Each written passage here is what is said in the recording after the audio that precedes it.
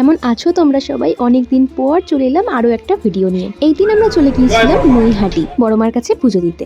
কিভাবে গেলাম সেটা আগে বলি চলো। প্রথমে আমরা দক্ষিণেশ্বর মেট্রো স্টেশন থেকে টিকিট কেটে নিলাম। ট্রেন আর মেট্রো দুটোরই কেটেছিলাম। ফার্স্টে মেট্রোর কেটেছিলাম, মেট্রো করে আমরা দমদম গেলাম, আর দমদম থেকে আমরা চলে গেছিলাম নৈহাটি। সময় লেগেছিল 40 থেকে 45 মিনিট মতো। আর স্টেশন থেকে নেবেই রাস্তা ছিল মাত্র 5 মিনিটের। অটো ভাড়া করার কোনো দরকার ছিল না, অটো ভাড়া করলে বরং ওরা অনেক বেশি টাকা নিচ্ছিল। আর তারপরে আমরা খুবই সুষ্ঠুভাবে মায়ের কাছে পুজো দিতে পেরেছিলাম। আর তারপরে পুজো দিয়ে আমরা বেরিয়ে পড়েছিলাম। খুব বেশি ভিড় ছিল না, মানে জেনারেলি মন্দিরে যেরকম ভিড় থাকে সেই ভিড় ছিল না।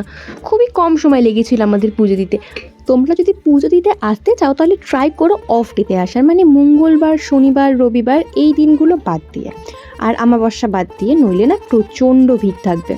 আর মন্দিরে কিন্তু বড়মা কোনো জিনিসই নেন না, শুধুমাত্র প্রসাদ থেকে একটা মিষ্টি আর ফুলটাই নেন, আর বাকিটা ফেরত দিয়ে দেয়। আর কেউ শাড়ি দিলে সেটা মাকে দিয়ে দেয়। ভিডিওটা কেমন লাগলো জানিয়ে ভালো লাগলে লাইক, কমেন্ট আর সাবস্ক্রাইব করতে ভুলো না, তাহলে আমি আরও অনেক অনেক এরকম ভিডিও দেবো। চলো টাটা।